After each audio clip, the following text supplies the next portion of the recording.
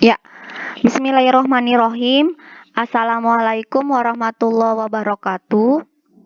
Ya, alhamdulillah pada pagi hari ini Allah mengaruniai kemudahan ya untuk kita bisa belajar secara online. Walaupun secara online tidak mengurangi semangat ustazah untuk berbagi pengetahuan ya kepada kalian, tolib-tolibah. Langsung saja ya, karena biar cepet ya.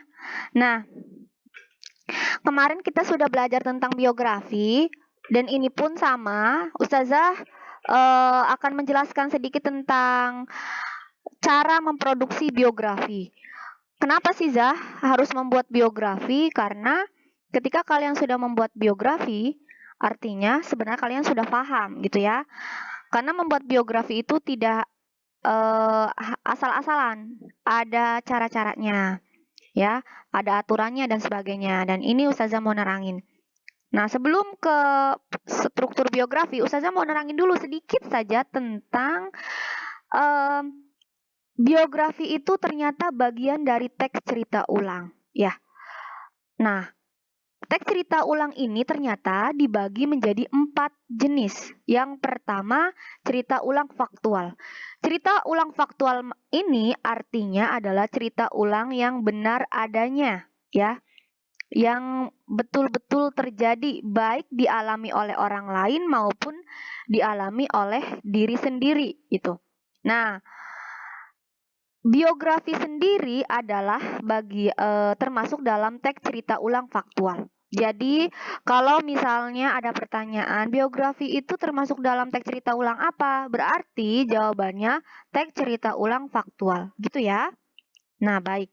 Lalu yang kedua, ini adalah cerita ulang imajinatif. Apa itu?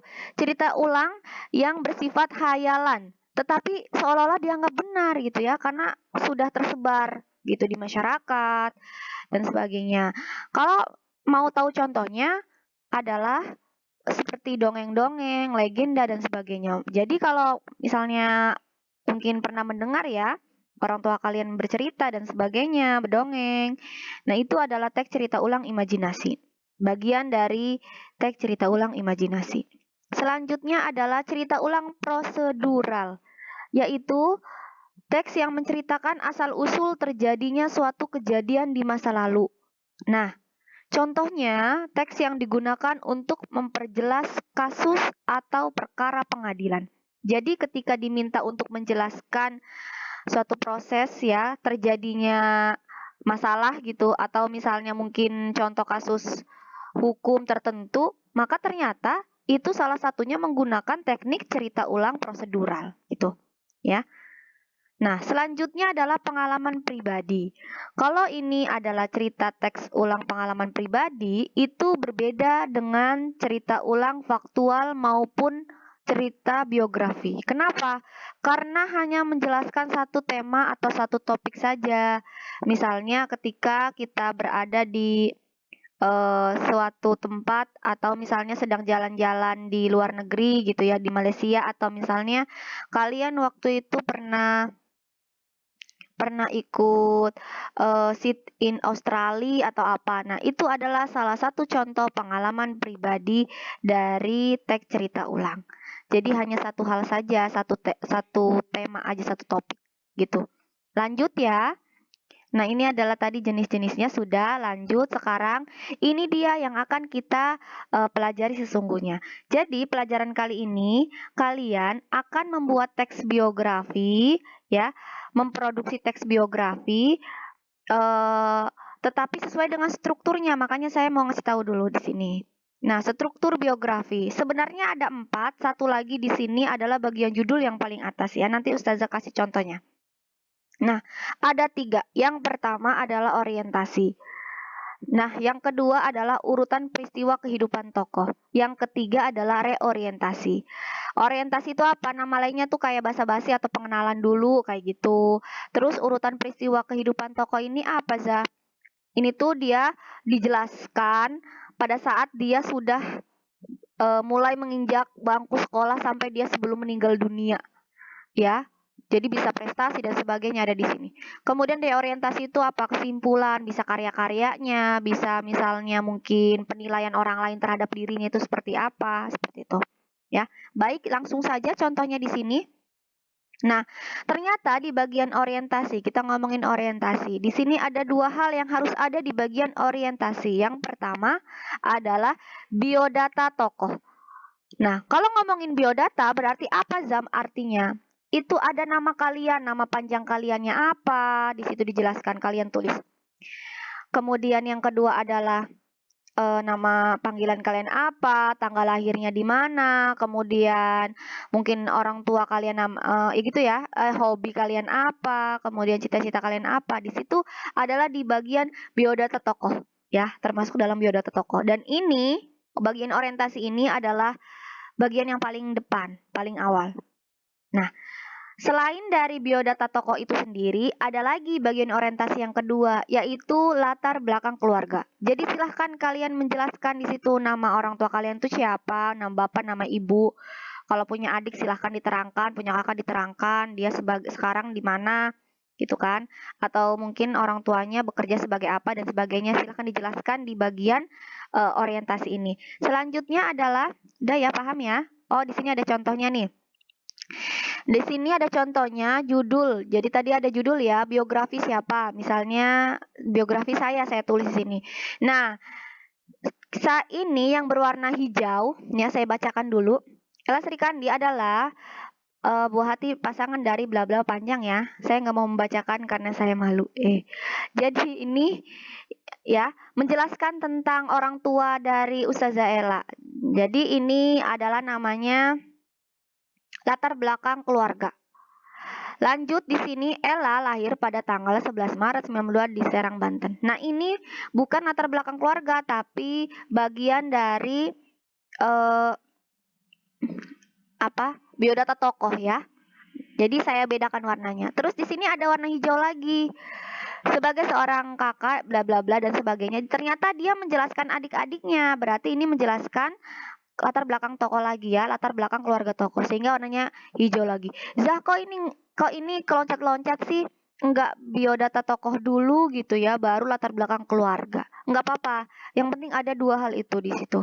Gitu ya. Paham? Lanjut. Nah, yang kedua adalah kejadian-kejadian penting. Kejadian-kejadian penting ini apa Zah? Kejadian pada saat, saya ulangi lagi, ketika kalian sudah berada di bangku sekolah ya, baik TK atau SD, sampai kalian sebelum meninggal dunia. Silahkan dijelaskan gitu. Ya berarti sampai sekarang masuknya kejadian penting berarti kalian itu.